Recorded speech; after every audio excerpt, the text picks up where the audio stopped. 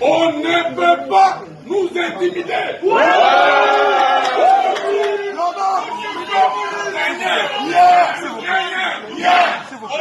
peut pas nous intimider. Si va préparer même flagrance, il faut pas bandit moi-même je m'interroge. De leur propre pays.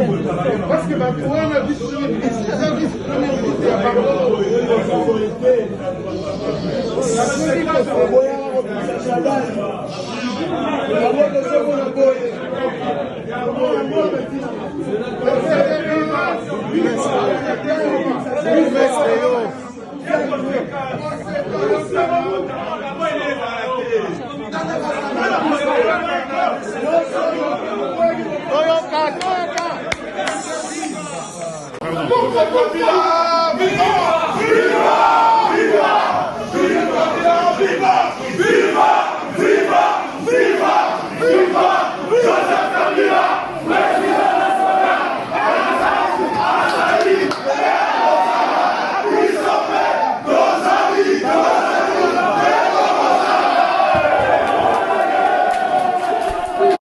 C'est comme Augustin Kabouya ou bien Kabundi, Pedi, devant Kabila. Ça c'est quoi ça? Vous blaguez avec les gens?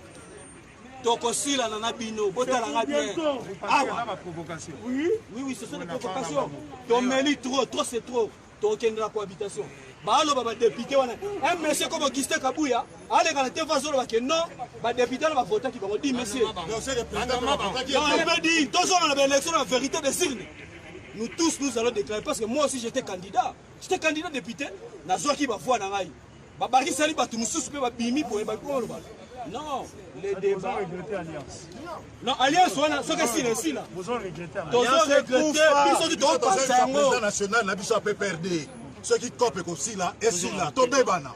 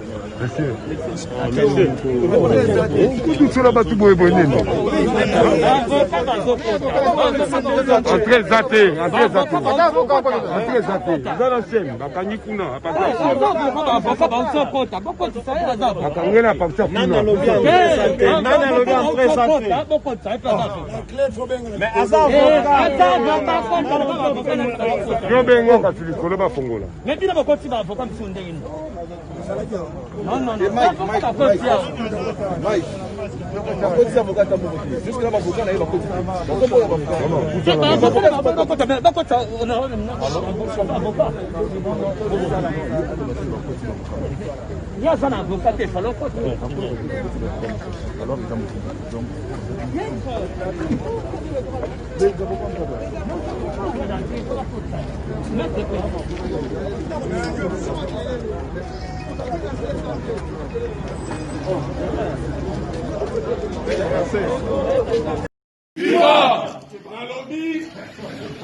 ne peut pas nous intimider. On ne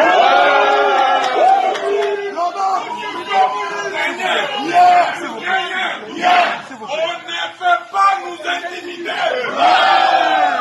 Si va préparer même flagrance, il faut pas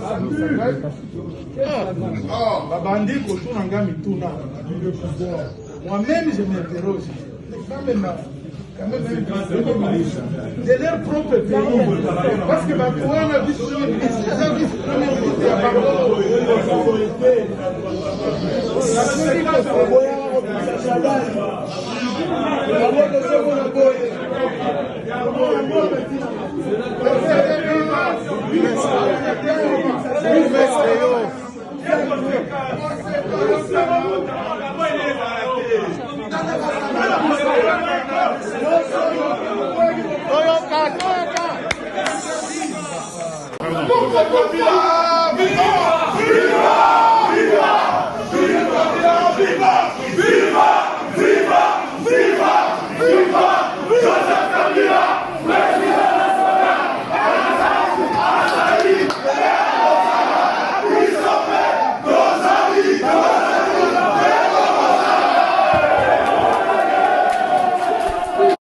c'est comme Augustin Kabouya ou bien Kabundi, Pedi, devant Kabila. Ça c'est quoi ça? Vous blaguez avec les gens?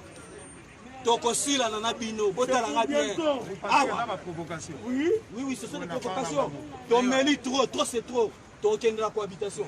Bah alors, bah député, un monsieur comme Augustin Kabouya, allez dans la télévision, non, bah député, on va voter qui va dire monsieur. Non, on va dire, tous on a l'élection, la vérité des signes. Nous tous, nous allons déclarer, parce que moi aussi j'étais candidat. J'étais candidat député, na zwa qui va voir na ngai. Ba bari sali ba tumususu pe ba bimi pour ba ko ba. Non, les débats. Non, alliance wana soka si là. Vous en regrettez. Vous en regrettez. Biso qui doit passer national na biso a peu perdre. Ceux qui copent aussi là et si là, tombez bana.